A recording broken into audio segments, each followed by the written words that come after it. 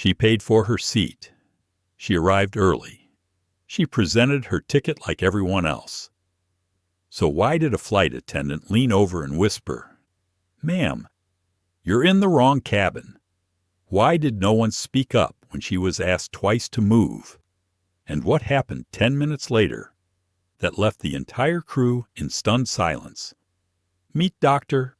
Mariah Coleman, a brilliant black tech CEO, calm, composed, and no stranger to rooms that were never built with her in mind. She boarded VeraJet Flight 369 expecting a routine trip. What she got instead was a confrontation that revealed more than just ignorance. It revealed an entire system built on assumption. But what no one knew, not the flight crew, not the passengers, not even the airline CEO, was that the woman they had humiliated wasn't just any passenger. She was their boss. This isn't just a story about injustice. It's a story about restraint, power, and the quiet revolution that begins when one woman refuses to give up her seat. So before we dive into this unforgettable journey, make sure to like, share, and subscribe to our channel. Because once you hear what happened next, you'll never look at first class the same way again.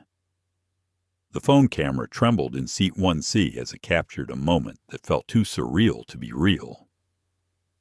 A tall black woman in a navy travel blazer stood beside her seat, calm but visibly weary, as two flight attendants stood in front of her, blocking the aisle. One of them gestured toward the back of the aircraft, voice strained but rehearsed. Passengers nearby watched with wide eyes, silent and still, phones discreetly rising into recording position. The chat on one live stream had already started pouring in. Is this really happening? Someone call the news. OMG. She paid for that seat. Right. This feels illegal. The woman stood with poise, one hand resting on the back of seat 2A, her leather folio still clutched tightly in the other. She hadn't raised her voice. She hadn't moved an inch since being challenged. And yet, the crew treated her like a potential threat. They didn't know her name. They didn't know who she was. But they were about to learn. 2 hours earlier, Dr. Mariah Coleman had moved through the gleaming halls of Sterling International Airport with the kind of quiet confidence earned only through survival. She wasn't dressed for attention. She didn't need to be. Her warm brown skin glowed gently under the terminal's soft lighting. Her locks were pulled into a low bun, neat and elegant. Her tailored navy blazer, paired with dark-washed jeans and low heels, offered just enough authority without declaring it. To most, she was just another business traveler on an early morning flight. To those who recognized her, which rarely happened, she was the founder and CEO of Rewiring, a billion-dollar education technology company transforming literacy across underserved communities. But anonymity was not just accepted by Mariah, it was preferred. Today, she was flying under her usual practice. Once a month, she booked herself anonymously on a different domestic route aboard VeraJet, the airline she quietly held a substantial equity stake in. She called them pulse checks, a way to monitor frontline service, to feel what her passengers felt, to see what her employees saw. No briefings, no fanfare, just observation. That was the only way, she believed, to know the truth. But this morning felt different. From the moment she entered the security checkpoint, Mariah felt the shift. The TSO agent double-checked her boarding pass, even though the barcode had cleared green. The man behind her in line cleared his throat as she passed, muttering something under his breath that she didn't catch but felt in her bones. At gate 27B, a woman in a cream cashmere coat gave her a long up-down look before turning back to her husband, whispering low. Mariah didn't flinch. She never did, but her breath slowed as she sat near the window. adjusting the strap of her leather folio across her lap. Her Amex Centurion card still tucked inside. She was used to the discomfort of being underestimated. The first boarding call for VeraJet Flight 369 to Charleston echoed through the terminal. First-class passengers were invited to line up. Mariah rose, slowly, scanning the gate area, the usual choreography. Some executives, a family of 3, and a few people who, like her, knew the value of traveling light and early. As she approached the boarding gate, the young attendant, Emily Sharp, her name tag read smiled a little too hard. Mariah handed over her boarding pass without a word. Emily scanned it, frowned briefly, then scanned it again. A flicker of confusion passed across her face. "First class?" she asked, half to herself. Mariah gave a small nod. "Enjoy your flight," Emily said, handing the pass back with a too-quick smile. That was the first moment. Mariah didn't write it off, but she noted it. She had learned over years not to confront every slight. Instead, she observed, documented. Patterns spoke louder than outrage. As she stepped into the jet bridge, the cabin door ahead still closed. She passed by the pilot waiting near the entrance. He nodded politely. She nodded back. When the door opened and she entered the aircraft, it was as if the temperature dropped. The air still smelled of that sharp, recycled blend of lavender sanitizer and leather seats, but the welcome was missing.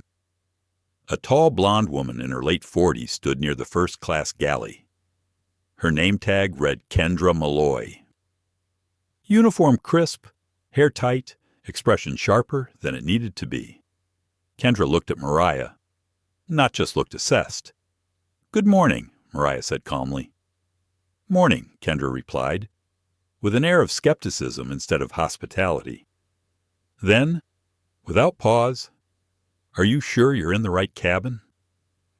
The words hung in the air, like static. Mariah blinked once, then held up her boarding pass. "Seat 1A." Kendra took it, eyes scanning slowly, lips pursed. She handed it back with a slow nod. "All right, then." Mariah turned and placed her folio in the seat back pocket. Her leather carry-on slid under the seat ahead of her. As she sat down, she noticed the quiet. No one else had been greeted like that. A man in 1C glanced sideways at her, sensing the tension. A woman across the aisle looked away. She pulled out a slim notebook and uncapped her pen. In small, careful handwriting, she began taking notes. Not about how she was treated, about how others were. 5 rows back, a man in a Patagonia vest was offered water. In 2B, a teenage girl was offered headphones. In 1C, a latte appeared before boarding even ended. No one asked Mariah if she needed anything. 10 minutes passed. Then Kendra returned, this time with another crew member, Daniel Reese. Early 30s, hair neatly parted, his nervous energy written all over his face. "Ma'am," Daniel began, "do you mind stepping into the aisle for a moment?" Mariah looked up from her notebook. "Is there a problem?" "It's just a quick verification," Kendra added. "For security reasons, we've had some irregularities lately." Mariah paused, her face calm, but something deeper in her chest began to harden. Not anger, not yet, but memory. Of every boardroom she was questioned in, every investor pitch she was second-guessed in, every "Are you sure this is your field?" moment dressed up as courtesy. "I've already shown my boarding pass. I'm seated as assigned," she said. "We understand," Daniel said, "but we'll need to verify that you purchased this seat. Could we see another form of ID? Passengers were watching now." The man in 1C blinked, clearly startled. Mariah slowly reached for her wallet, but not before taking one long breath. Not out of fear, but resolve. Because today, for the first time in years, she wasn't just documenting. Today, she was done being quiet. Mariah Coleman sat in seat 1A with her spine tall and her expression unreadable. The cabin buzzed faintly with the voices of boarding passengers and the soft hum of engine preparation. But around her, a strange bubble had formed, not one of peace, one of suspicion. She had handed over her government-issued ID as requested, had produced her boarding pass, again, and yet Flight Attendant Kendra Malloy still hadn't left. Instead, she hovered like a shadow with authority, eyes flicking between Mariah's name and the tablet in her hand. "Dr. Coleman," Kendra finally said, as if the title caught in her throat. "We're verifying a discrepancy with the booking system. We appreciate your patience," Mariah responded with a nod, her face neutral. She had learned long ago how to fold frustration into silence, but her mind was not quiet, not today. She turned her head toward the window and let her eyes blur at the view outside. The concrete tarmac shimmered in the morning heat. Fuel trucks moved in lazy diagonals. Somewhere out there, beyond the exhaust and taxi lines, was the sky, the one place where Mariah had always felt free. But this cabin, this seat, this airline, this was hers too. She wasn't just a customer. She was an investor, an equity stakeholder, a leader in an industry that still treated her as an anomaly. That part, they didn't know yet. She remembered her mother's hands, always moving, always working, ironing uniforms in the morning, preparing school lunches with cracked fingers, wiping bus seats on her overnight shift. Her mother had told her that people would look past her unless she made herself impossible to ignore, that no one would ever give her a seat. She would have to build her own table. That wisdom had built Rewiring. It had earned her seats on 5 corporate boards. It had even helped her broker the silent deal with VeraJet leadership that made her one of their quietest but most powerful partners. Still, the sting of being questioned like this wasn't dulled by success. It was sharpened by it. Kendra finally stepped back toward the galley, whispering something to Daniel, the younger attendant, who nodded and walked quickly toward the front of the plane. Mariah let out a breath and reached into her folio for her notebook again. She didn't write immediately. She just stared at the blank page. For the first time in a long time, she felt unsure what to record. This wasn't just another data point. This was personal, different.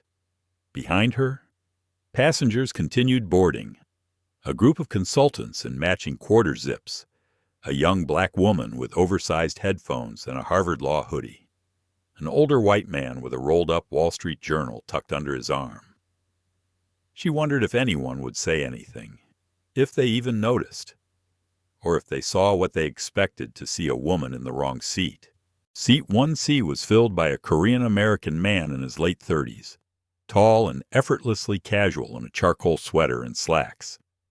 He offered her a polite nod as he settled in. She returned it with a brief smile, grateful for the normalcy. "Rough morning?" he asked quietly, his tone friendly but perceptive. "A bit," she said, her voice even. "You'd think booking a first-class seat wouldn't be so complicated." He chuckled, then sobered. "I saw. You handled that with a lot of grace." "Did I?" Mariah asked, half to herself. "More than I would have," he replied. She looked at him a moment longer, then tucked her notebook back into her folio. "I'm Mariah. Elliot," he said, offering his hand. "Nice to meet you." "Likewise." Elliot leaned back in his seat, but Mariah could feel him watching the galley just as she had. Kendra had returned, still whispering into her headset, her posture tense. Another crew member emerged briefly and handed her a small slip of paper. She read it and frowned. Mariah glanced at the clock above the cabin door. It was past the scheduled departure time. At that moment, a tall, older woman with silver-streaked hair entered the aircraft. She carried herself with grace that only decades in federal courtrooms could offer. Mrs. Lorraine Benton was a retired appellate judge and had lived long enough to recognize discrimination the moment it took shape. Her seat was 2A. She passed Mariah with a knowing look, pausing slightly as if to offer unspoken solidarity. Then she sat down and folded her coat carefully over her lap. Mariah didn't speak, but something in her spine straightened. A few moments later, Daniel returned. His face was flushed, eyes darting nervously. "Dr. Coleman," he said, crouching slightly beside her seat. "The captain would like a brief word before takeoff, if that's all right." Mariah didn't blink. "I'm seated as assigned," she replied softly. "I've provided all documentation." "What, specifically, does he need to speak to me about?" Daniel hesitated, clearly flustered. "I believe he just wants to ensure everything is smooth, given the situation." Mariah studied him. "The situation is that I purchased a ticket, boarded on time, followed every protocol, and am now being held up while other passengers are delayed." Daniel swallowed. She softened her tone, though not her stance. "Let me ask you something, Daniel. Has anyone else in first class been asked to confirm their ability to afford their seat this morning?" He looked down. I don't believe so, ma'am." "Then perhaps the captain should speak with whoever initiated this chain of events." She turned away, ending the conversation with quiet finality. Daniel rose and backed away. Elliot, still seated beside her, gave a low whistle. "You're a lot calmer than I'd be." Mariah smiled, but it didn't reach her eyes. "I've had practice." From across the aisle, Mrs. Benton leaned forward slightly. "Some battles require stillness," she said quietly, as if to herself. Mariah nodded slowly. 10 minutes later, the intercom crackled overhead. "Ladies and gentlemen, this is your captain speaking. We're experiencing a brief delay while we finalize some procedural confirmations. We appreciate your patience and expect to be airborne shortly." Mariah let her head rest against the seat. The irony was unbearable. She was being delayed, in a seat she had paid for, aboard an aircraft she helped finance. Still, she waited. Still, she listened. And somewhere deep in her chest, something shifted, not broken, but stirred. Because today might be different. Today might be the day the silence ends. Mariah kept her eyes on the window as the murmurs around her began to swell. Something was brewing, and not just within her. The passengers were beginning to shift, whisper, glance over their shoulders. The cabin hadn't moved for 15 minutes past the scheduled departure, and people were starting to notice. She felt the silence as much as she heard it. The kind of silence that builds just before a storm. The kind that has weight. She didn't have to turn around to know the two attendants were back. She could feel them, their clipped footsteps, their sudden pause at her row, the subtle inhalation of breath before speaking. "Dr. Coleman," Kendra said again, voice now more formal than falsely sweet. "We're going to need you to accompany us off the aircraft for a brief discussion with gate personnel." Mariah turned to look at her. Her expression didn't change. Her tone didn't rise. But her voice, when it came, was iron beneath silk. "No." Kendra blinked. "I'm sorry I've complied with every request. I've provided my ticket, my identification, and have remained seated and respectful while being singled out in front of an entire cabin. I'm not moving. There was a pause. The air in first class grew still. Passengers stared, but no one said a word. Mariah's voice remained calm. If there is a security concern, she continued, it needs to be addressed with transparency, not with veiled language and selective enforcement. What you're doing isn't policy. It's personal. Daniel stepped forward, attempting to diffuse the moment. Ma'am, please understand, this is standard verification. Sometimes our system flags anomalies and we're required to double-check. Mariah tilted her head, eyes steady. And how many other passengers have been flagged this morning? Daniel faltered. I'm not sure. Then perhaps, she said gently, you should be. There was a rustle behind her, the sound of someone standing. A new voice entered the space. Excuse me, Elliot said, rising from one seat, but I think we all know what this is. I've flown this route twice a month for 3 years. No one's ever asked to see my tax bracket before takeoff. A few heads turned. The man in 2D lowered his magazine. She's right, Elliot continued, addressing the other passengers now. This doesn't feel like policy. This feels like profiling. Kendra stiffened. Sir, I need you to return to your seat, and I need you to explain why a verified passenger is being harassed. The tension cracked like ice.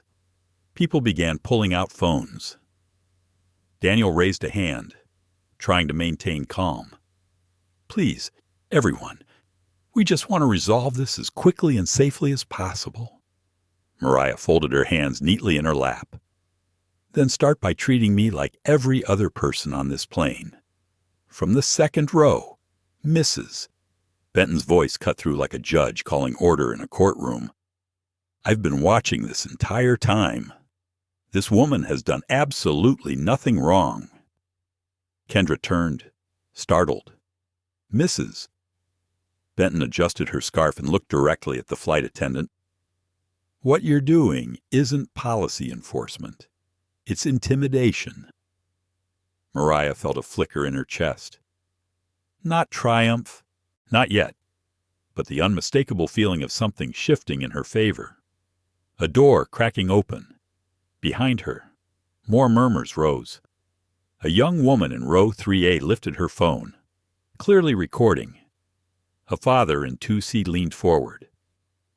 This doesn't feel right, he said quietly. Kendra glanced toward the galley. Daniel looked like he wanted to be anywhere but there. The pressure was rising, authority slipping through their fingers. Elliot turned back to Mariah. You okay? She nodded once. Thank you. Her voice wavered ever so slightly. Not from fear, from recognition, from the weight of standing alone for so long. Daniel took a step back. I'll speak to the captain, he said quickly, and disappeared toward the cockpit. Kendra hesitated, clearly unsure of what to do now that the passengers had begun to turn. She stared at Mariah as if trying to will her to stand up. Mariah simply returned the gaze, unwavering. Kendra finally turned and walked briskly toward the front of the plane. Mariah exhaled slowly, her hands still clasped. Mrs. Benton leaned forward slightly.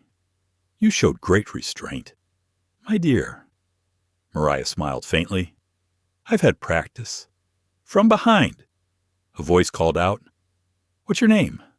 Someone asked. Mariah looked up. She didn't answer right away. Then, slowly, she turned toward the aisle. My name is Dr. Mariah Coleman. There was a beat of silence, then a murmur.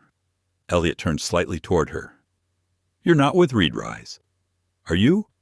Mariah's eyes met his. I am Rewiring. Elliot's eyes widened. A few passengers gasped. A woman 3 rows back dropped her phone in surprise. Mrs. Benton's smile returned, deeper now. Well, she said, they picked the wrong passenger this morning. Mariah leaned back in her seat. The weight in her chest hadn't lifted, but it had begun to loosen. It wasn't just about her seat anymore. It hadn't been for a long time.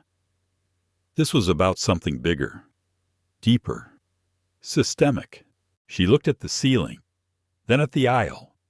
She didn't want vengeance.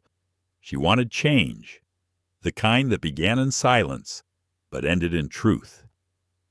The intercom crackled. "Ladies and gentlemen, this is your captain speaking. I'm stepping out briefly to speak with our crew and a few passengers. We appreciate your continued patience." Mariah smiled. The truth was coming, and this time it wouldn't be ignored. The cockpit door opened with a quiet hiss. Captain Jonah Ridge emerged slowly, his polished black shoes striking the floor in deliberate rhythm. At 6 feet tall, with a neatly cropped salt and pepper haircut and shoulders set like stone, he carried the kind of presence people naturally deferred to. His uniform was immaculate, his gold stripes glinting against the navy fabric of his sleeves. His face was stern, impassive, unreadable. The moment he stepped into the first-class cabin, all conversations hushed. Mariah Coleman watched him as he approached. He wasn't in a rush. That worried her more than if he had been. His steps were measured, careful, like someone preparing for a confrontation he had already decided how to handle. Behind him, flight attendant Kendra Malloy stood stiff and silent, her jaw locked, her eyes flicking back and forth between passengers. Captain Ridge stopped just beside seat 1A. "Dr. Coleman," he said, his voice deep, professional, polite. "I understand there's been some confusion regarding your seating." Mariah kept her hands folded in her lap. Her expression remained neutral. "There's no confusion on my part, Captain," she replied quietly. "I purchased this seat. I presented the correct documentation. I followed every instruction from your crew.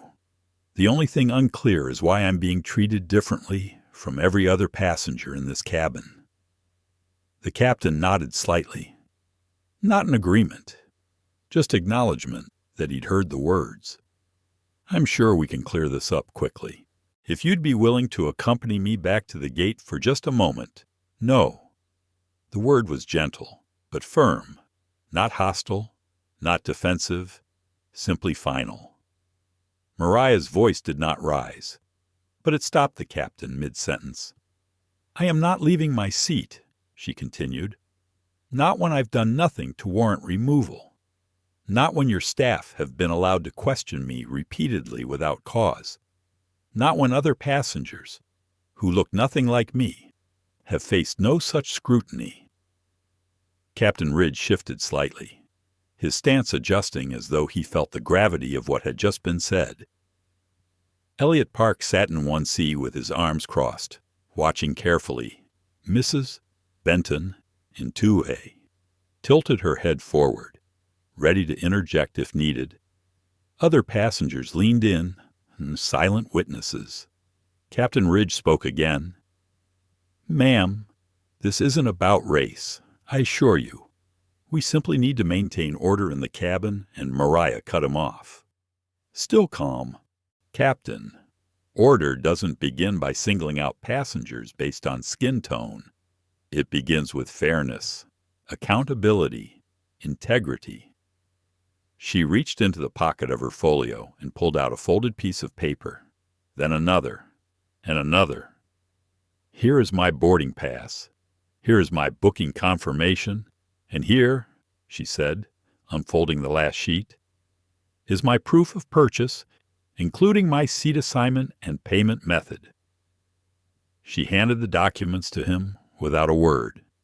The captain looked them over, his brow furrowing as he traced the receipt. "All in order," he finally said. "Then why am I still being questioned?" He didn't answer. Kendra shifted behind him, visibly unsettled. Captain Ridge looked around the cabin. A dozen eyes met his, unwavering. Mariah continued, "Let me ask something. Captain, has any other passenger on this plane been asked to verify their ticket twice? been asked to provide extra ID and told to move from a seat they rightfully paid for. The silence that followed was telling. Mrs. Benton cleared her throat. Captain, I've served in courtrooms for over 3 decades. What I've seen this morning meets the textbook definition of profiling. You can dress it up as protocol, but the result is the same. The captain opened his mouth, then closed it again. He looked down at the papers in his hand. Mariah spoke again, more quietly now. I know what this looks like, but more than that, I know what it feels like, because it isn't new.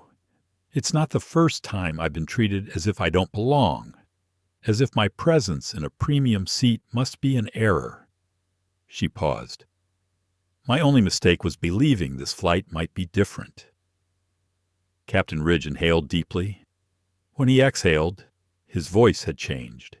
It lost its practiced control, revealing the weight of the moment. I didn't know. Dr. Coleman, I wasn't informed that you had complied with everything. You weren't informed, she repeated slowly, more to herself than anyone else. That was the entire problem. I'll be returning to the cockpit now, he said quietly. We'll begin our departure preparations. Please accept my personal apology for the delay. He turned, his eyes briefly meeting Kendra's. Whatever passed between them was silent, but it wasn't kind. Mariah returned to her window. She didn't feel victory. Not yet. Daniel Reese, the junior attendant, reappeared with a bottle of water and a slight tremble in his hands. Dr. Coleman, would you like anything before we depart? Mariah took the water gently, her fingers brushing his. Thank you, she said. He paused, lingering. I just wanted to say, I'm sorry for how this has gone. You shouldn't have been treated that way. Mariah gave a small nod. His voice cracked slightly. I'm new. I didn't know if I should say something. I didn't want to make it worse. You saying something now matters, she said softly. Courage doesn't have to be loud. It just has to be honest. Daniel nodded once, then stepped away. Elliot turned to her again. That was something, he said. I don't think I've ever seen anyone handle that with so much control. Mariah didn't smile, but her eyes softened. Control isn't the goal. Truth is, Mrs. Benton chuckled. You might want to run for office one day. Dr. Coleman. Mariah let out a breath. One revolution at a time. As the crew prepared for takeoff, the energy in the cabin shifted again. But this time, it wasn't suspicion that hung in the air. It was awareness, reverence, reflection. People had seen something, and they wouldn't forget it. Neither would she. Not because she had been mistreated. She had survived far worse. But because for the first time in a long time, people had stood with her. That changed everything. Captain Jonah Ridge had returned to the cockpit. But the tension he left behind clung to the cabin like static before lightning. The crew was silent. Passengers whispered in hushed tones. No one quite knew what to make of what had just happened.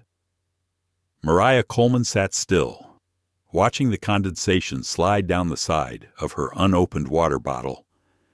It reminded her of moments she thought she had buried. Moments that rose like ghosts when silence wasn't enough. Boardrooms where her qualifications were second-guessed. Elevators where security asked if she was in the right building. Lounges where people assumed she was someone's assistant. Always polite, always composed, always restrained, and always alone. Until today, people were watching, and this time, they weren't turning away. She looked across the aisle. Mrs. Benton gave her a subtle nod, one filled with layered approval, not because Mariah had stood her ground, but because she had stood it with clarity. not fire, with evidence, not anger, but the weight of it still sat in her chest. She glanced toward the front of the plane. Kendra was now whispering with Daniel near the galley curtain, her gestures tight and frantic. Daniel's eyes kept flicking toward Mariah, concern shadowing his usually smooth demeanor. Elliot leaned over slightly. "Do they know who you are?" he asked, voice low. Mariah kept her eyes ahead. "Not yet, but they're about to. Right." A pause, then a simple, steady answer. "Yes." The engines began their gentle roar. The flight was finally preparing for pushback, but just as the safety announcement began to play overhead, something shifted near the front. The flight attendant curtain parted. Kendra stepped into the aisle with a nervous smile stretched across her face. The kind of smile that says nothing is wrong, even when everything clearly is. "Dr. Coleman," she said, her voice falsely pleasant. "Would you mind speaking with me briefly before we take off? I promise it won't take more than a moment." Mariah tilted her head slightly. "Is this an official request from the airline, or a personal one?" Kendra hesitated. "It's just a quick clarification, a courtesy." Mariah nodded once, then stood with quiet grace. She followed Kendra a few feet toward the galley, stopping just before the cockpit door. Kendra lowered her voice to a whisper, but her tone carried the tightness of desperation. "Listen, I didn't know. I wasn't trying to offend. Things just escalated. I was only following protocol." Mariah raised an eyebrow.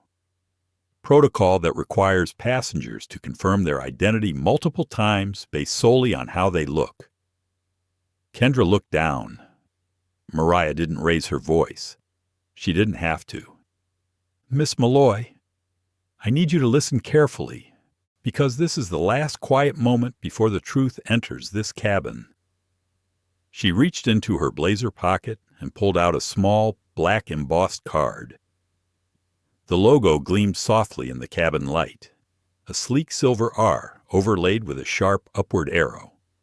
Mariah handed it to her without ceremony. Kendra flipped it over. "Dr.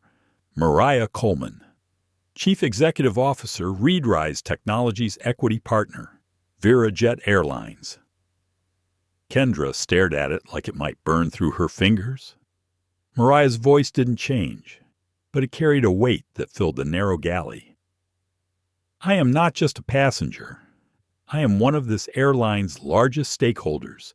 My role includes quarterly operational audits. Sometimes I do them quietly. This was one of those times." She let the moment breathe. "And you just failed." Kendra's mouth opened. No words came out. Mariah took the card back and slid it calmly into her pocket. "I suggest you return to your duties. We'll be having a different kind of conversation once we land." She stepped around Kendra and returned to her seat. The shift in energy was instant. Passengers who had been watching with sidelong glances now turned their full attention to her. Eyes wide, mouths slightly parted. Elliot looked stunned. "You're VeraJet's partner?" he asked, almost in disbelief. Mariah nodded as she settled in. "I prefer to observe quietly, until I'm forced not to." "Mrs. Benton chuckled softly. "Well, I think you've been forced." A ripple ran through the cabin. Whispers turned to murmurs.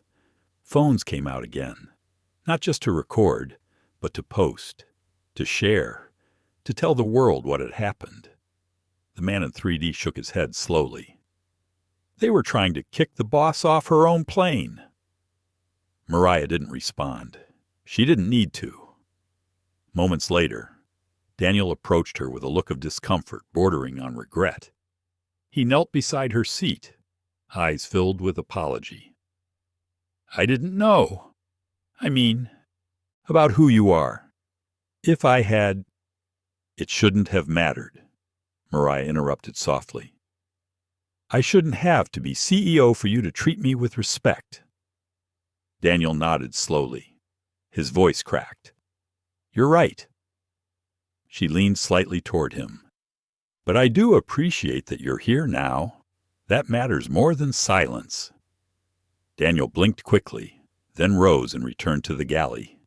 The curtain didn't close this time.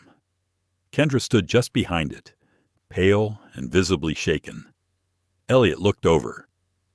What happens now? Mariah looked straight ahead.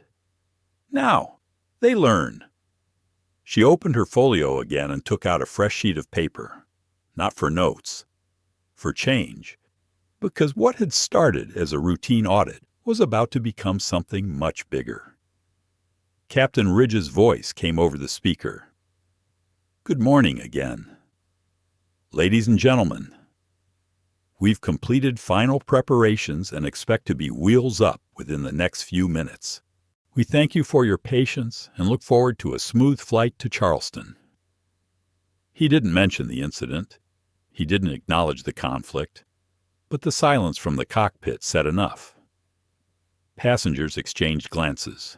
A few clapped quietly. Not for the takeoff, but for her. Mariah wrote one sentence at the top of her page. Respect should not require revelation. As the aircraft began to taxi down the runway, she looked out the window once more. Not to escape, but to steady herself for what came next.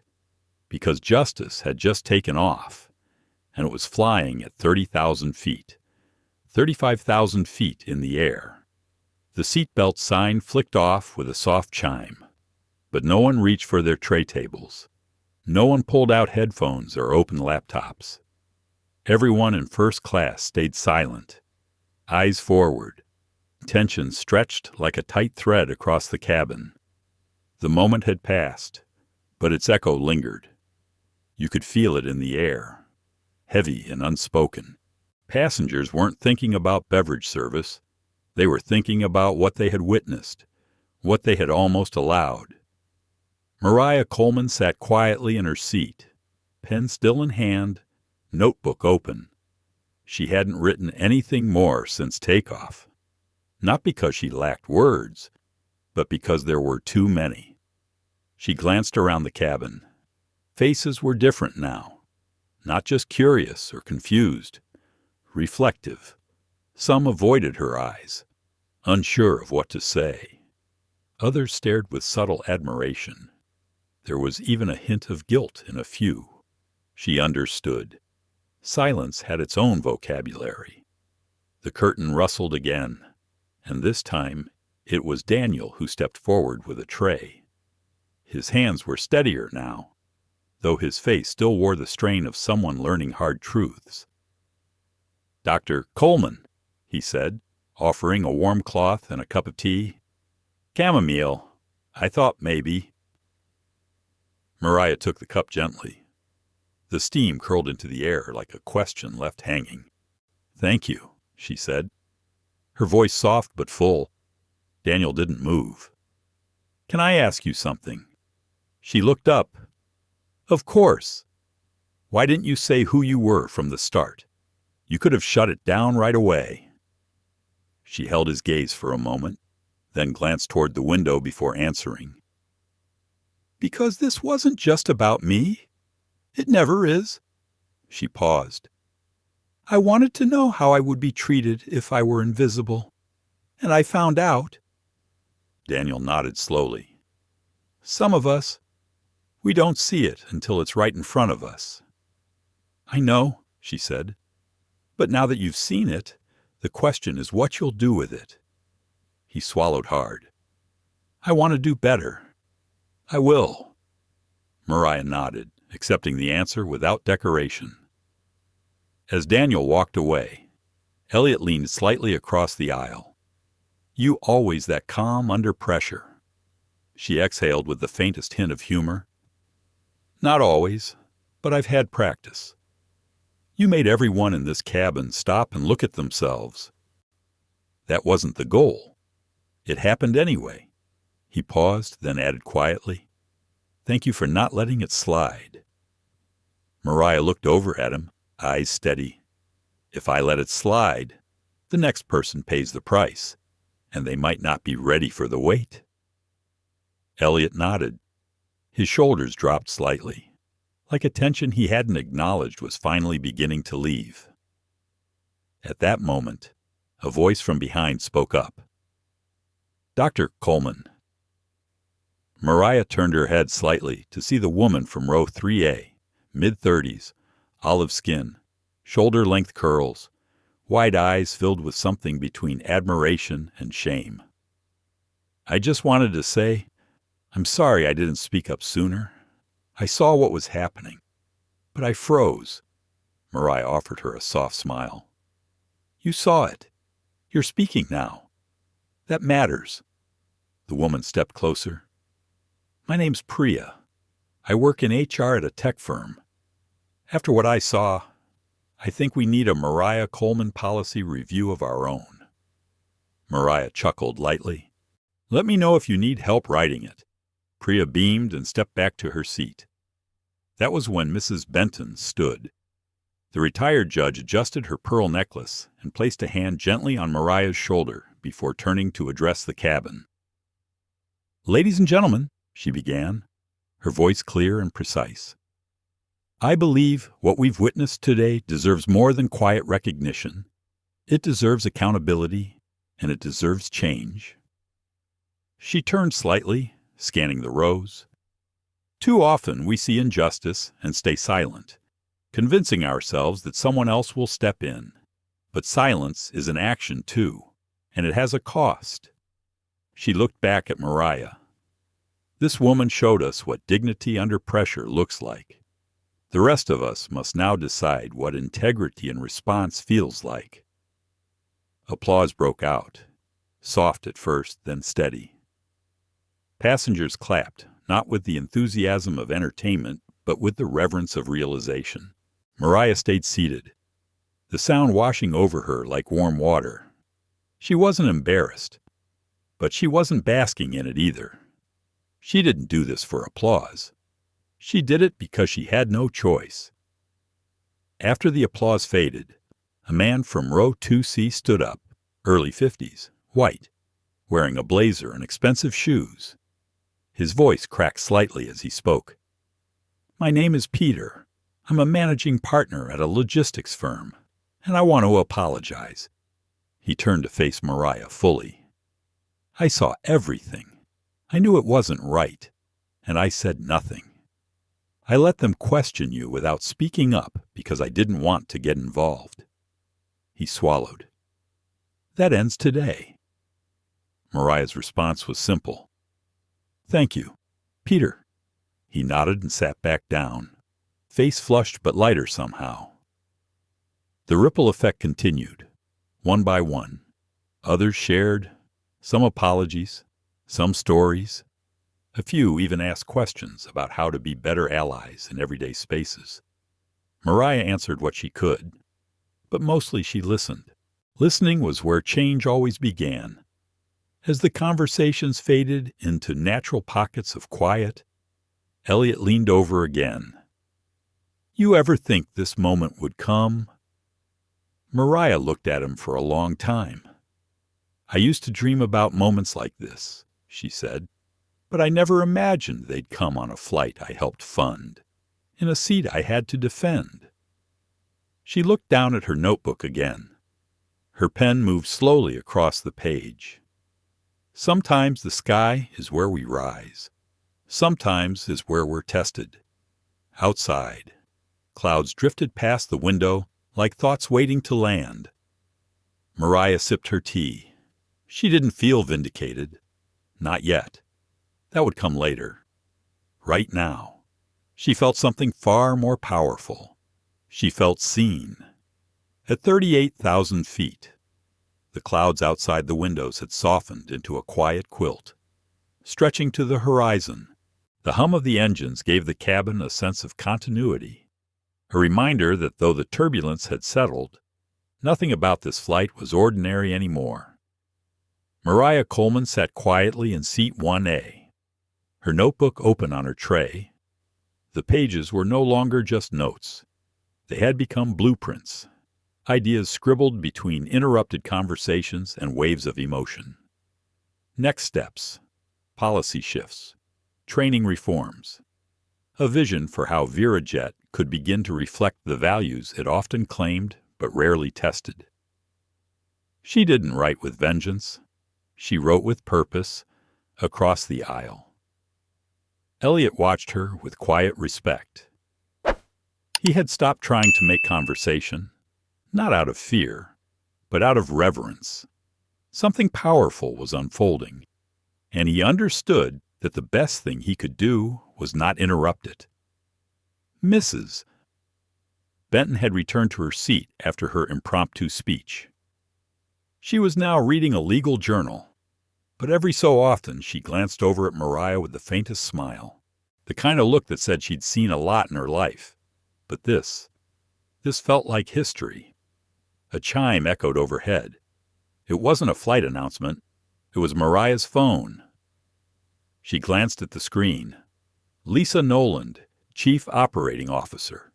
Reed-Rise Mariah hesitated for a second, then answered. Lisa's voice was tense but clear. We've been watching the live feeds. You're trending. Mariah. Videos have crossed 2 million views in the last hour. Hashtags are flying. Mariah closed her notebook, her free hand resting lightly on the leather cover. I know, she said. It started in 1A. Now it's in every living room. What do you want me to do? Mariah's voice didn't flinch. I want full statements ready within the hour. One from VeraJet's leadership. One from Reed-Rise. No press spin. No legalese. Just truth. We own what happened. Then we explain how we're going to fix it. Are you sure you want to take the lead on this so publicly? I was made public the moment a phone camera caught me being treated like a trespasser on my own flight. Lisa exhaled audibly on the other end. And the crew. Suspensions are coming. But more than that. I want systemic reform. Real training, passenger advocacy, anonymous reporting. You want to handle this while you're still mid-air? I'm not waiting until we land to start changing the sky. Lisa paused. You always were dramatic. No, Mariah said quietly. I'm just done being quiet.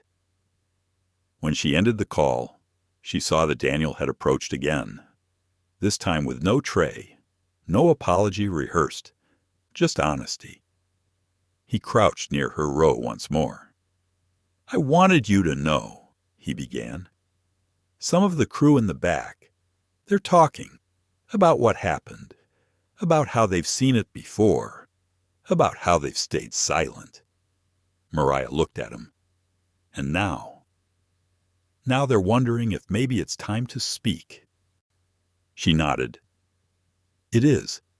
Daniel hesitated, then added, Kendra's in the back galley. I think she's scared, but I don't know if it's because she regrets what happened or just regrets getting caught. That's not my decision to make, Mariah said. But I will say this. Growth doesn't begin in fear. It begins in responsibility. Daniel stood again, straighter now. If it means anything, I'd like to be part of what comes next. It means everything, she said. He smiled and left her in peace. A few rows back. Priya leaned across the aisle and asked Elliot for his social media handle. They were already exchanging ideas for policy changes in their own companies. One moment of injustice had become a spark. Now it was fire. Mariah turned to Mrs. Benton. Did you ever think you'd see something like this play out in a first-class cabin? Mrs. Benton smiled, closing her journal. I've seen plenty of people kicked out of rooms they built, but rarely have I seen one stay seated and make the room change around her. Mariah's brow softened. I didn't expect to be the one this time. I usually stay in the background. That's the thing about power, Mrs. Benton said. It's not where you sit. It's how you stay. Mariah let that sit with her. She looked around the cabin again. It no longer felt like a vessel. It felt like a microcosm of the world, a place where assumptions had been made, challenged, and broken, a place where people had been forced to see each other, maybe for the first time. She looked down at her phone again. New mentions, new comments. One stood out. Oh, fly girl truth. She didn't scream. She didn't threaten. She didn't curse. She just told the truth, and it shook the plane. Mariah read it twice. Then she opened her laptop. This wasn't just about public response. It was about preparing the systems that would protect the next person in seat 1A, no matter their title or salary or skin. She opened a blank document. At the top, she typed, "The Passenger Dignity Initiative, Draft 1. Below that, she wrote the first bullet. All frontline crew must complete quarterly implicit bias training conducted by external facilitators. No checklists, no slideshows, real conversations, real accountability." She kept going. Anonymous incident reporting tool. Onboard passenger advocate on all domestic routes. Post-incident debriefing sessions for all involved crew. Live audit program with rotating evaluators. Her fingers moved faster now. She wasn't writing ideas. She was building policy. The kind of policy that wasn't reactive. It was preventative, because power wasn't about issuing punishment. It was about ensuring protection. The curtain opened again. This time it was Elliot, holding out his phone. "You've gone viral. CNN just picked it up. They're calling it the first-class reckoning." Mariah raised an eyebrow. He grinned. "You're officially part of the in-flight entertainment." She smiled faintly. "I was hoping for a nap." "You got a movement instead." He returned to his seat, still shaking his head. Mariah leaned back. She looked out of the window. The clouds were thinning now. Below, scattered fields and city grids peeked through. Charleston was getting closer. So was the moment when this flight would end. But what began inside it, that was just beginning? The wheels touched down with a subtle thud. As VeraJet Flight 369 taxied toward its assigned gate at Charleston International, the tension inside the cabin hadn't dissipated. It had simply transformed. No longer the suffocating silence of passive compliance.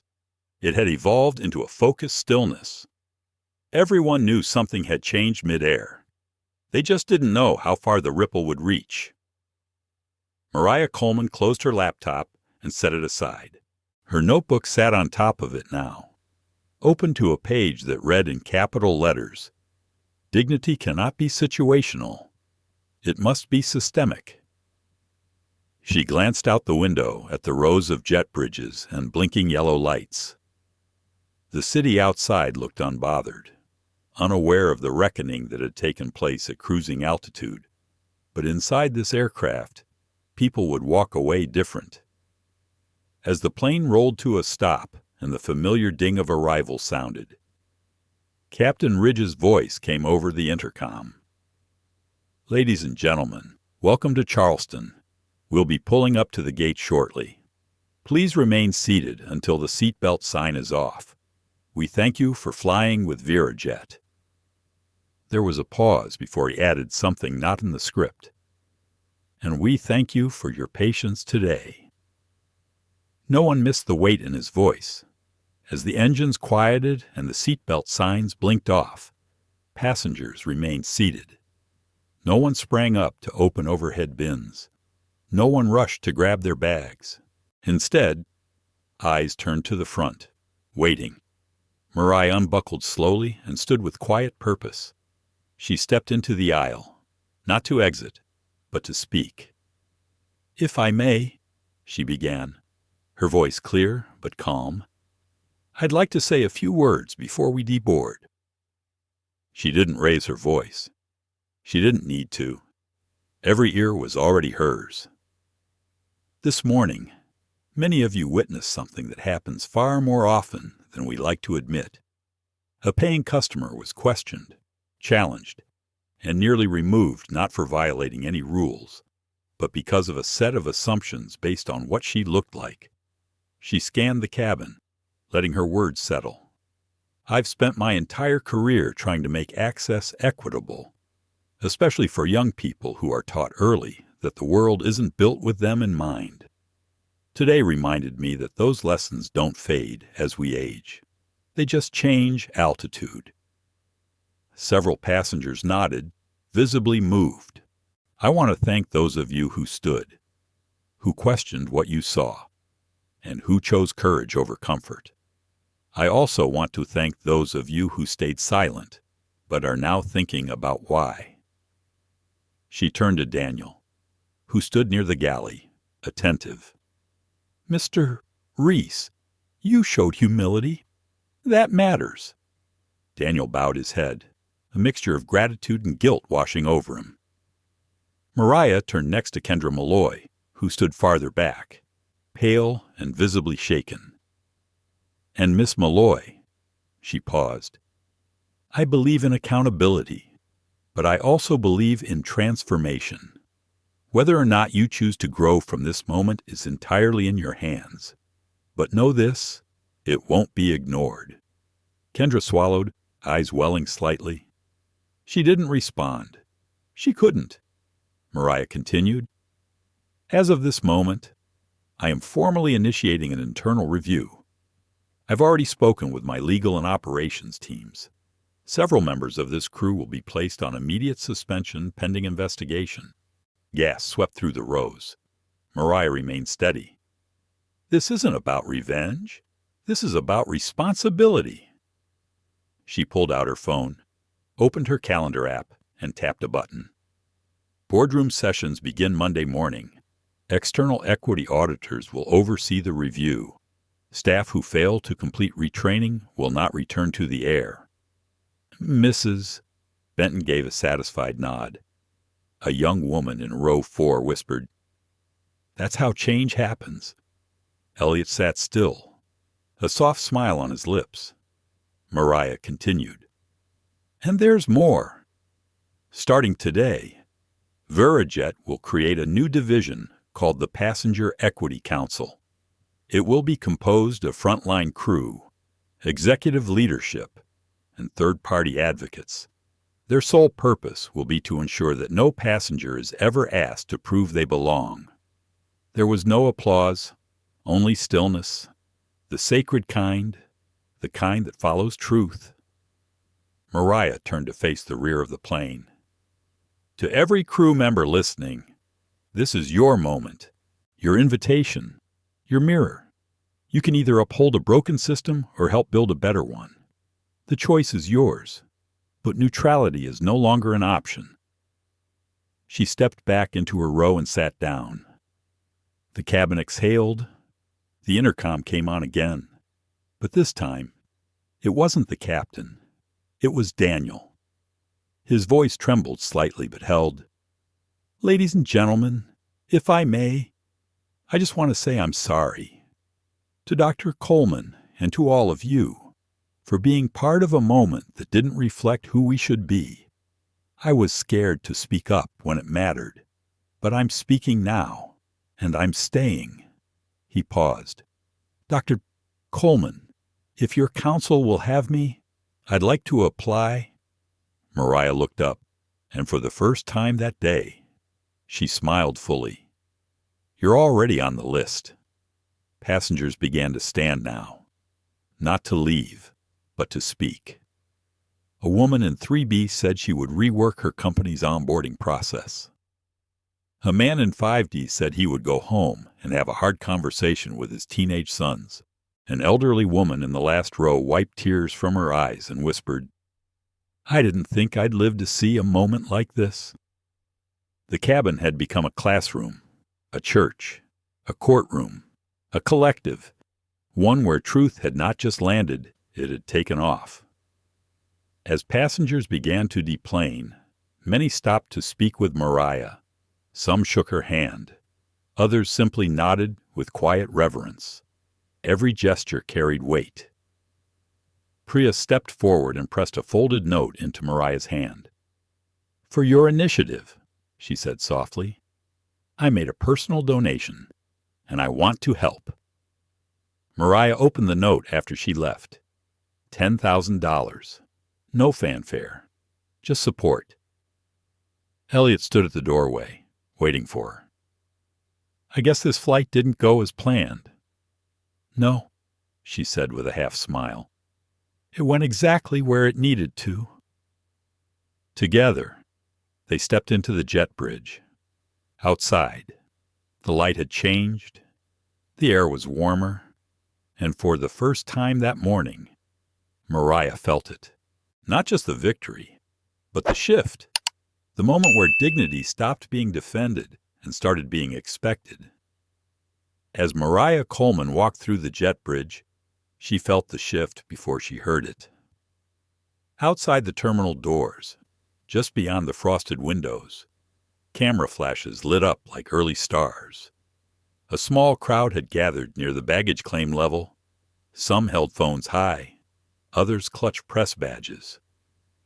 She heard the telltale hum of camera drones overhead. The story had landed before she did. Elliot was still beside her, bag slung over his shoulder, expression unreadable. "You're the top story," he said, nodding toward one of the flat-screen monitors mounted above Gate 12. A CNN banner rolled across the bottom, black CEO targeted on flight crew. Unknowingly profiled their boss. A live feed played beside the text. It was her, seated calmly in 1A, staring out the window. Someone had edited the footage with slow, zoomed-in clarity, as if to highlight the stillness in her posture, the storm beneath the surface. Mariah paused for a moment, not to savor it, to prepare. "I never wanted to go viral," she murmured. "I don't think you went viral," Elliot replied. "I think the truth did." She gave him a gentle nod and adjusted the strap of her leather folio. Then, with the quiet force of someone who didn't flinch in boardrooms or turbulence, she walked forward. A cluster of microphones rose to meet her. "Dr. Coleman, do you believe this was racially motivated? Do you plan to sue the airline? Was this a publicity stunt for Rewiring?" She lifted one hand, and silence followed. "I'll speak briefly," she said. The journalist leaned in. Every word would be broadcast in seconds. Every pause would be analyzed. This wasn't a publicity stunt. It was a pattern, one that too many of us know far too well. You don't have to be rich or powerful to understand what it feels like to be questioned for existing in a space you earned. She looked into one of the lenses. "I stayed quiet because I believed change came from policy. But now I know silence protects the wrong people. So I'm using my voice, not for revenge, for reform." The microphones remained suspended like stunned birds. Mariah stepped away, leaving the press in a wave of their own questions. Her phone vibrated in her hand. Lisa Nolan again. "Just wrapped the live stream," Lisa said. "You broke 7 million views in the last hour. It's in syndication across 4 networks. Hashtag Seat1A is trending globally." Mariah didn't respond right away. She kept walking through the terminal, past travelers who now turned and stared with recognition. Some gave her polite nods. Others applauded quietly. A few just stood with tears in their eyes. Lisa's voice returned. "You okay?" "I'm steady." There was a brief pause. "You're not just CEO anymore. Mariah, you're a symbol now, and people are looking to you for the next step." Mariah looked toward the exit signs. "Then let's take the next step." Within 2 hours, VeraJet's board convened in an emergency video session. The CEO, Gregory Wren, sat at the head of the long oval table in their San Francisco headquarters, flanked by executives who wore tension like expensive suits. Gregory rubbed his temples. "She owns 9% of the airline. She's got full stakeholder voting rights. And she just exposed us on every major platform with evidence, not accusations. One board member, a woman in her 50s with horn-rimmed glasses, leaned forward. We've run sensitivity trainings before, diversity statements, press releases, but we never enacted accountability mechanisms. This isn't about what we said. It's about what we ignored. Gregory turned to the general counsel. What are we exposed to? The legal officer sighed. Not litigation, technically, but public trust is fragile. Stock will dip. Unions are watching. And we can't ignore her leverage. Lisa joined the call remotely from New York. Her camera flickered to life as she adjusted her earpiece. As her COO, I'll be frank. If VeraJet doesn't partner with Rewiring and launch a third-party audit with full public transparency, she will walk, and the fallout will be worse than any lawsuit. Silence filled the screen. Then Gregory nodded. Then we don't bury it. We build with it. By nightfall, VeraJet's official statement went live. To our passengers and community. What occurred aboard Flight 369 does not reflect the values we claim. It exposed the gap between what we promise and what we practice. Effective immediately. We are partnering with Dr. Mariah Coleman to conduct a full equity audit across every level of our airline. Starting next quarter, we are launching the Passenger Dignity Initiative in cooperation with Rewiring Technologies. This will include mandatory immersive bias training for all crew, a real-time passenger reporting system, an independent passenger advocacy office, leadership evaluations tied to DEI outcomes. We are not issuing this statement to repair optics. We are doing it to repair systems. Accountability isn't a threat. It's the beginning of integrity. The post was shared over 10 million times within the first 6 hours. In a quiet cafe in downtown Charleston, Mariah sat at a back corner table, tea growing cold beside her. She scrolled through the comments on the video someone had captured from the cabin. Most were supportive, some painful. A few were breathtaking. A message caught her eye. From Ava, Carter, Sevenham, I'm 16. I saw what happened to you today. It felt like it happened to me, too. I didn't know black women could be CEOs till I saw you stay seated. Now I want to build something, too. Thank you. Mariah set the phone down and closed her eyes. Her breath caught in her chest, not from exhaustion, but from knowing she had just changed the trajectory of someone else's future. Lisa texted again. Media asking for a press tour. Want to accept, Mariah replied simply. Not yet. Let the silence speak. Let the work follow. She looked up and saw someone watching her. It was a mother and her daughter. The girl, maybe 10, clutched a toy airplane and stared like she had seen a star in daylight. Mariah smiled and waved. The girl waved back with both hands. Lisa texted once more. You started a fire. Now what? Mariah answered without hesitation. Now we build the lighthouse. 3 days after Flight 369, the VeraJet boardroom didn't look like it usually did. Gone were the chrome trays of pastries and catered lattes. Gone were the glossy branded folders lined neatly by seat. This meeting had no decorations. It had transparency. The long conference table in the 32nd floor headquarters now held paper printouts, handwritten notes, and a folded document titled Passenger Dignity Initiative, Internal Implementation Draft V1.3. Mariah Coleman stood at the front, sleeves rolled just above her wrists, a black marker in hand.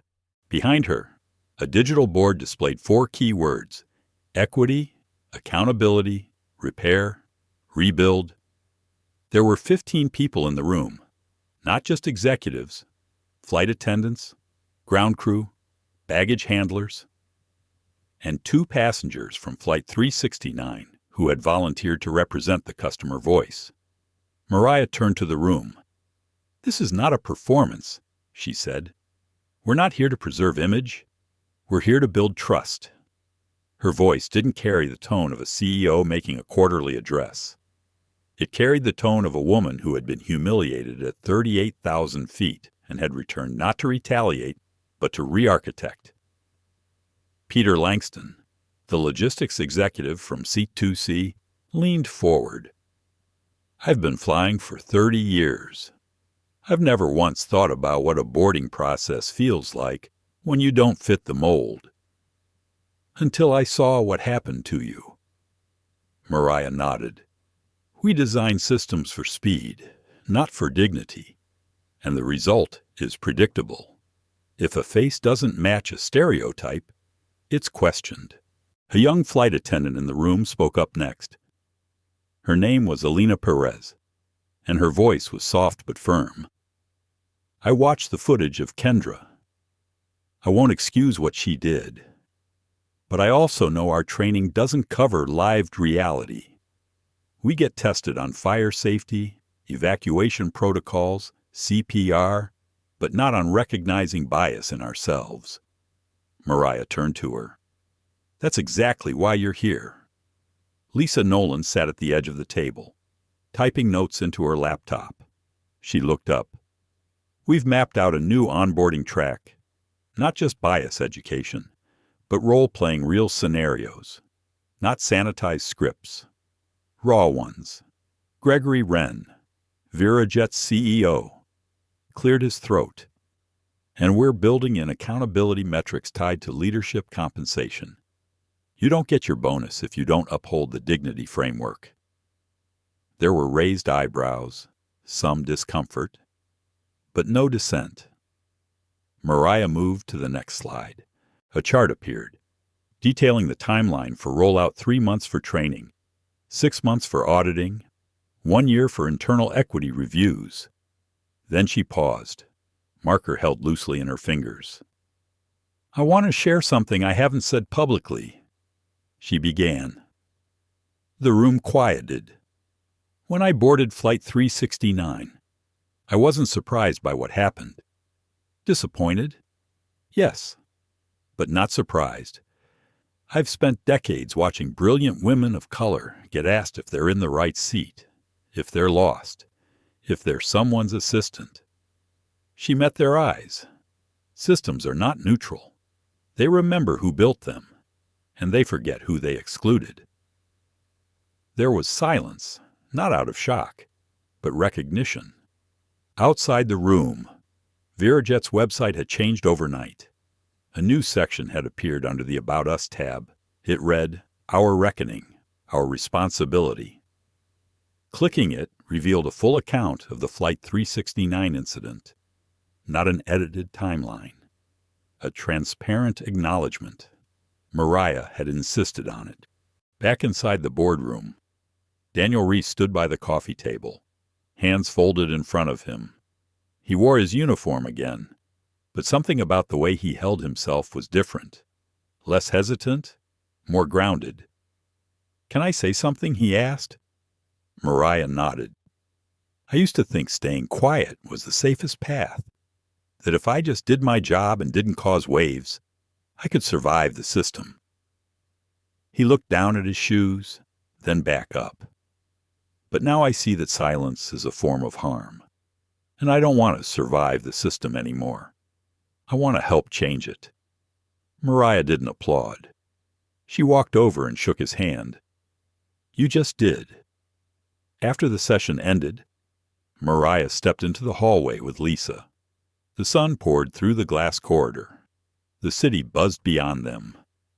"You think it's enough?" Lisa asked. Mariah exhaled slowly. "It's not about being enough. It's about being honest. We build trust, not by getting it right the first time, but by staying at the table long enough to keep trying." Lisa smiled. "That should be on the wall." Mariah smiled back. "Let's get back to work." That evening, VeraJet released a public timeline of reforms. Passengers began sharing it on social media. Activist groups applauded the transparency. A prominent black journalist tweeted, "She didn't burn the building down. She rewired the foundation." In her quiet Charleston apartment, Mariah sat alone for the first time in days. No meetings, no interviews, just the hum of her refrigerator and the soft click of her watch on the table. She made herself tea, but let it cool untouched. The weight of the week hit her then, not like a storm, but like gravity finally settling into her bones. She opened her journal. Today I remembered something I had forgotten. I don't need to prove I belong in the seat. I need to make sure the next girl never has to question if she does. Her hand trembled slightly as she finished the sentence. She thought of Ava, the 16-year-old who messaged her, of Daniel, finding his voice, of Kendra, who had yet to offer a word, and of herself, the girl she used to be, the woman she had become. She set the pen down and finally drank her tea, still warm enough to comfort. It was nearly midnight when the envelope arrived. Hand-delivered. No postage. No branding. Just Mariah Coleman's name in elegant script across the front. The concierge at her Charleston building had knocked gently, almost nervously. "It's from someone who didn't want to be seen," the man had said. Mariah had nodded, accepted it with quiet hands, and closed the door behind her. She sat now at her dining table, alone, except for the small ceramic lamp that cast a golden halo across the wood grain. The envelope was heavier than expected. Not thick, just weighted, as if it carried a burden more than a message. She opened it. Inside was a letter. "Mariah, I don't expect forgiveness, but I do want to be honest. For once in my career, when you boarded that flight, I assumed everything I had been conditioned to believe. That first class looked a certain way, that power had a profile, that presence needed permission. I didn't see a leader. I saw a disruption. And for that, I failed not only you, but every young black woman who might come after you. I've been grounded, officially suspended, likely terminated. No appeal pending. And honestly, I think it's the first real accountability I've ever experienced. I spent years moving up the ranks by being neutral, but neutrality was a lie. It protected me while it hurt others. I can't undo what I did, but I can name it. I profiled you, and now I see what I nearly erased. Sincerely, Kendra Malloy." Mariah read the letter twice, once with the eyes of a CEO, once with the heart of a woman who had been misjudged too many times to count. She folded the letter and placed it beside her tea. She didn't feel triumph.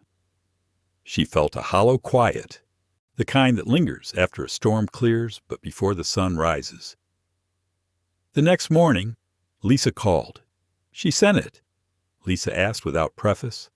"She did," Mariah said. "And she's not asking to be reinstated. She's just owning it." Lisa was quiet for a moment. First time for her, maybe. Lisa shifted the conversation. Media coverage has shifted again. The narrative isn't just about what happened. It's about what's changing. Public trust is starting to rebuild. Mariah nodded, though Lisa couldn't see it. "We're not done," she said. "One reform doesn't undo years of erosion. We have to keep going. Then I'll set the next briefing." Mariah hung up and walked to her window. Outside, two girls in school uniforms were walking down the sidewalk, backpacks bouncing, laughing about something too small to carry weight, but big enough to matter. Mariah smiled. She turned from the window and gathered her bag. She was scheduled to meet with the flight crew of another VeraJet route that afternoon. Not for investigation, for education. She'd asked to meet with newer hires, not executives, the people closest to the passengers, at the airport training facility. A small group of 10 crew members waited in a circle of chairs. Their uniforms were pressed, their expressions curious, some nervous. Mariah walked in without fanfare, set her notebook on the table, and sat among them, not above them. "Thank you for being here," she began. "This isn't a lecture. It's a conversation." One man, no older than 25, raised his hand. "Are you here because of the Flight 369 thing?" Mariah smiled gently. "I'm here because Flight 369 wasn't an exception. It was a spotlight." The room grew still. A woman with braids leaned forward. "I read the transcripts. I watched the video. Honestly, it scared me. Made me question if I'd have done the same thing Kendra did. Not because I'm racist, but because sometimes we move so fast we stop thinking."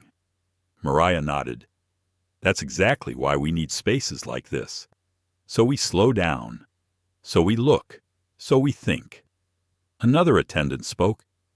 "I used to tell myself, we treat everyone the same. But that's not true, is it?" "It's not," Mariah said. "Treating everyone the same ignores the differences in how people are seen. Equity isn't about uniformity. It's about justice." The discussion turned, not heated, but open. People shared stories, fears, mistakes, breakthroughs. Mariah listened more than she spoke, because leadership wasn't about commanding. It was about cultivating. When the session ended, a young attendant approached her quietly. "My sister's studying to be a pilot," she said. "She's the only black girl in her class.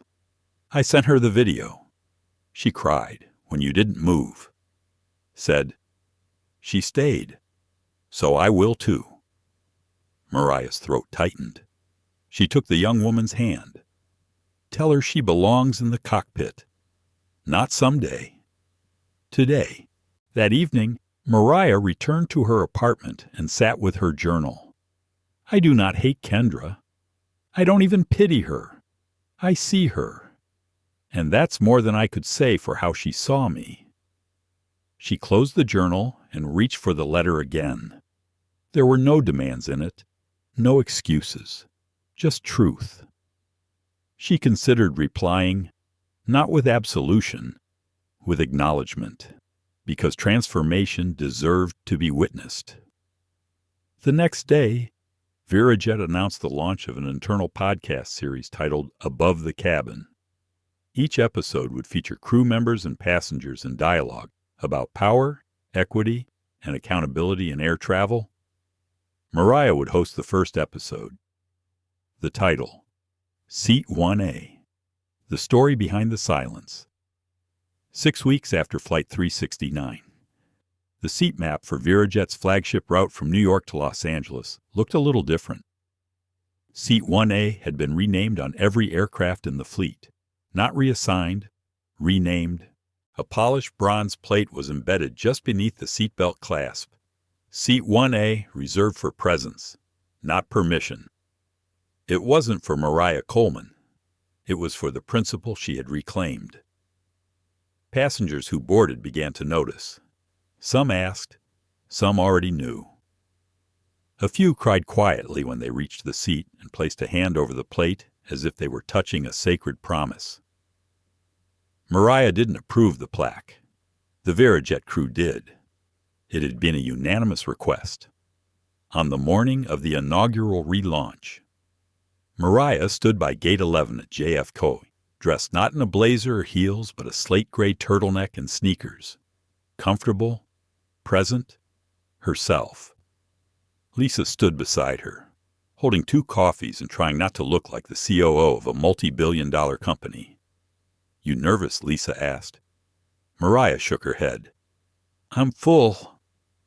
Boarding began slowly. No priority lines. No diamond members versus gold members. Just one line. First come, first served. It was a trial run for VeraJet's new flex lane protocol, designed to eliminate the performative hierarchy of class-based boarding. Still early, Still optional, but symbolic. As they stepped onto the plane, a flight attendant greeted them warmly. Her name tag read, Alina Perez. Mariah smiled. "Welcome aboard," Alina said, her eyes lighting up. Lisa gave her a subtle thumbs up. Inside the cabin, passengers settled in with an unusual stillness. People spoke to each other, shared snacks.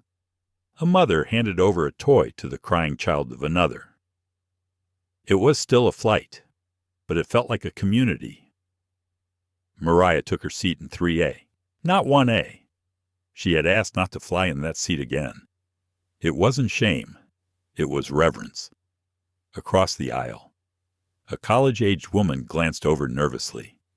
"You're her." "Right," she whispered. From the video, Mariah nodded softly. "I watched it in my dorm." The girl said, "I showed my mom. She's been a nurse for 20 years. Never flown first class. She thought it wasn't for people like us." Mariah held her gaze. "It is." The girl smiled. "Thank you."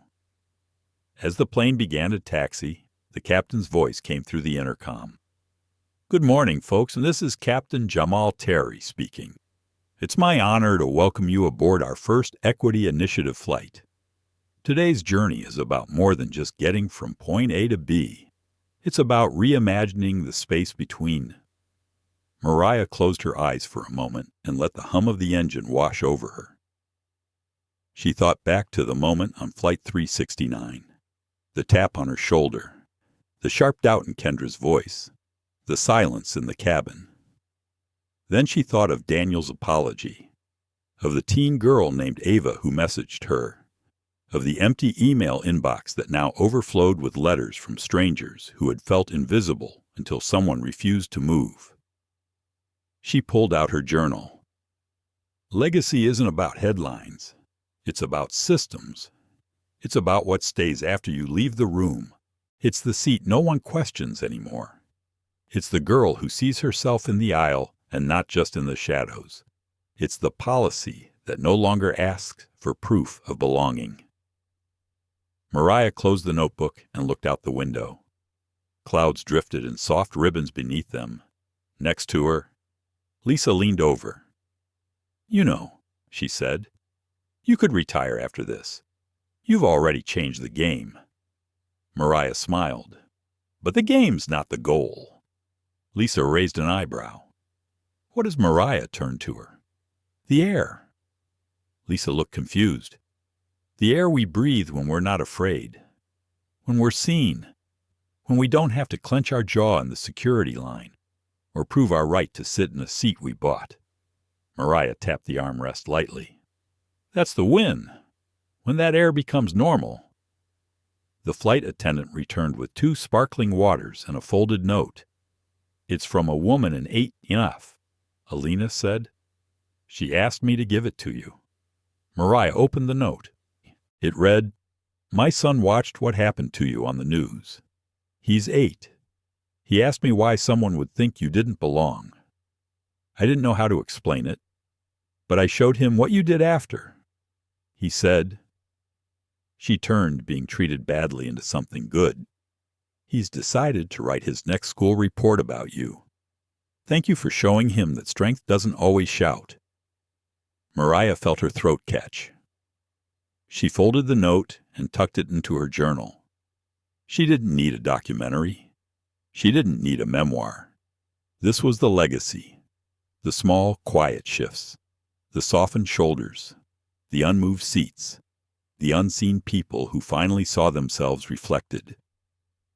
As the plane began its descent, the captain's voice returned. "We'll be landing shortly. Please return your seat backs to their upright positions and ensure your heart remains open." Mariah chuckled softly. That wasn't standard protocol, but maybe it should be at baggage claim. She was greeted not by press or photographers, but by Daniel Reese. No uniform this time. Just jeans and a navy hoodie with the VeraJet logo. "I transferred departments," he said. "Joined the new passenger experience design team. wanted to be closer to the solution. Mariah extended her hand. "You're already part of it." He handed her a folder. Inside were designs for a new crew manual. The cover read, "Flying with Dignity, a Flight Crew Manifesto." She flipped it open. Page 1 was blank except for a single sentence. Before every flight, ask yourself, what does it cost this person to be here? And how can I reduce that cost? Mariah looked up, eyes bright. "You wrote this." Daniel nodded, with Alina and a few others. "It's a draft. But it's real." Mariah closed the folder slowly. "That's what matters." She left the airport quietly. No fanfare, no cameras, just sunlight on her shoulders and a wind that felt lighter than usual. Sometimes change doesn't roar. Sometimes it whispers. Sometimes it just stays seated, and the world moves around it. What does it take to change the altitude of an entire industry?